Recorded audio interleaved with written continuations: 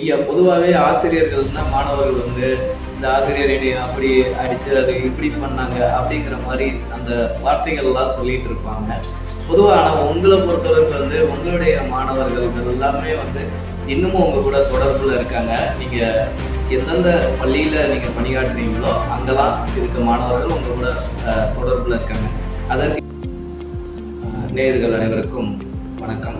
நாம் இன்று சந்திக்க உள்ள சாதனை நாயகர் அவர் ஒரு பள்ளி ஆசிரியர். ஐயா வணக்கம். வணக்கம். பள்ளி ஆசிரியர் அவருடைய பெயர் வந்து திரு ஏல் மனோகரன். ஐயா, உங்களை பற்றியான சிறு வயதுலேருந்து நீங்கள் கல்வி கற்றதை பற்றி எங்கெங்கெல்லாம் படிச்சீங்க, என்ன படிச்சிருக்கீங்க, உங்களுடைய சேவைகள் எந்த அளவுக்கு இருக்குது அப்படிங்கிறத ஒரு 2 வார்த்தைகள் வரிகள் மூலமாக நேயருக்கு கொஞ்சம் சொல்லுங்கள். முதலில் அனைவருக்கும் பாக்கெட் நியூஸ் நேயர்கள் அனைவருக்கும் எனது இனிய மாலை வணக்கத்தை தெரிவித்துக் கொள்கிறேன். நான் திருவண்ணாமலை மாவட்டம் பவித்திரம் கிராமத்தில் திருவாளர் அமலநாதன், திருமதி லீமா ரோஸ் ஆசிரியர்கள் இருவரும் அவருக்கு தலைமகனாக பிறந்தேன். தொடக்க கல்வியை எனது சொந்த ஊரான கிராமத்திலே முதல் 2 வகுப்புகளை பயின்று பின்னர் தென் தமிழகத்தில் மிகவும் புகழ்பெற்ற கடலூர் மஞ்சக்குப்பம் புனித வளனார் மேல்நிலைப் பள்ளியில் 1972 முதல் 1982 வரை 10 ஆண்டுகள் புனித வளனார் உள் விடுதியில் தங்கி படித்தேன். பிற்பாடு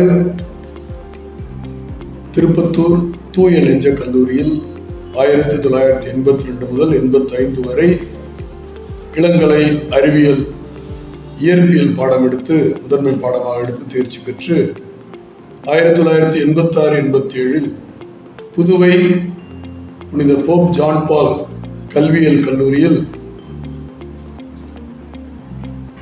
பிஎட் படிப்பு முடித்து விட்டேன்.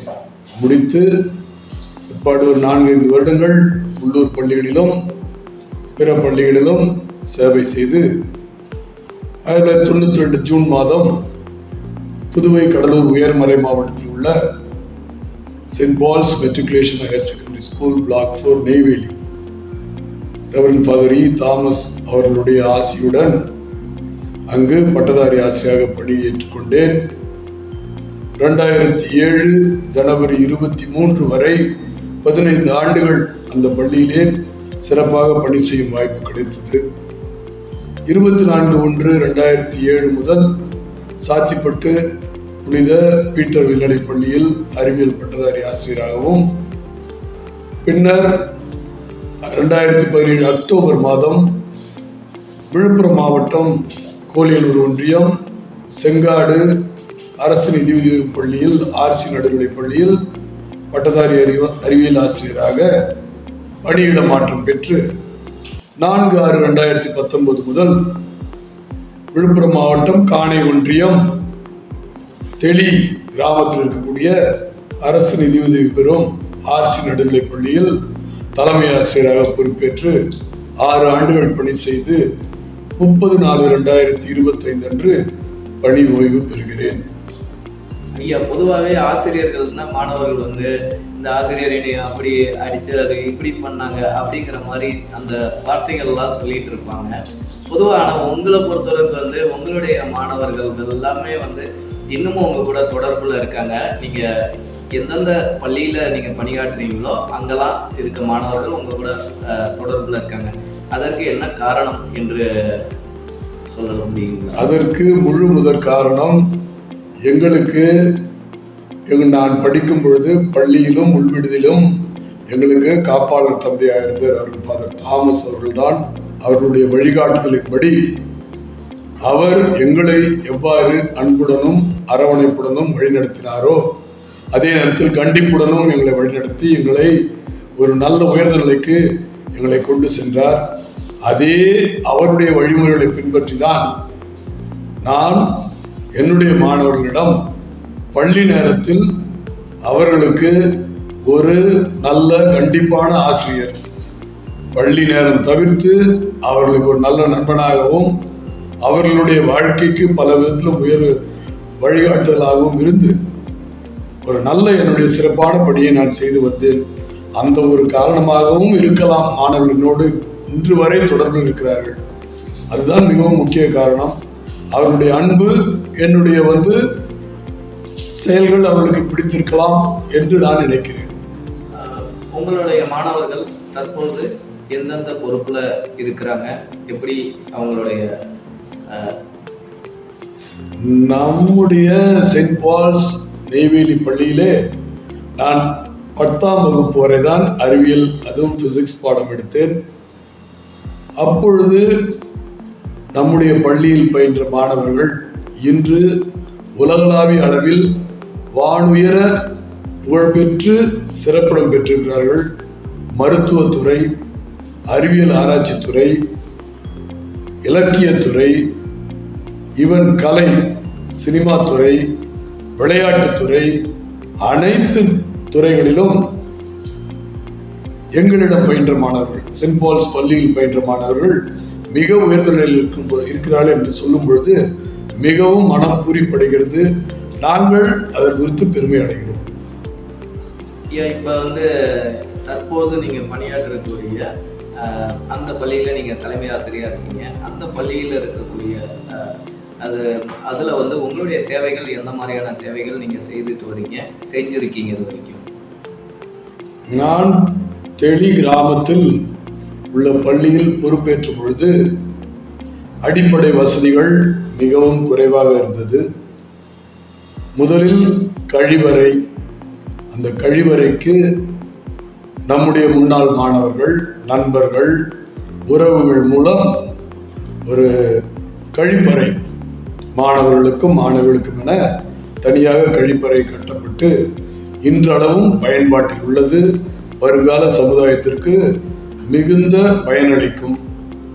அடுத்து பள்ளியினுடைய கட்டமைப்பு வசதிகள், நாற்காலிகள், மேசைகள், வர்ணம் தீட்டுதல், சுற்றுப்புற தூய்மை, பள்ளி வளாக தூய்மை, குடிநீர் வசதி, கை கழுவும் நீர் வசதி, அனைத்து வசதிகளும் இப்பொழுது ஒரு தனியார் பள்ளிக்கு ஈடாக அரசு நிதியுதவி பள்ளியை இந்த நிலைமைக்கு கொண்டு வந்திருக்கிறோம்.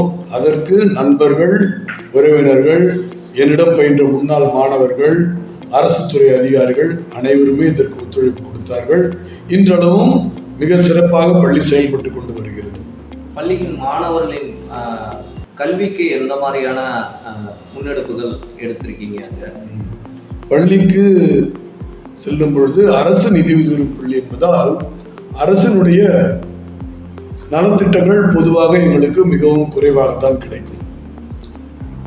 அனைத்து கல்வி உதவித்தொகை எந்த தடையுமின்றி எங்களுக்கு கிடைக்கும். அதனால் இந்த நேரத்தில் நான் அரசுக்கு கடமைப்பட்டிருக்கிறேன்.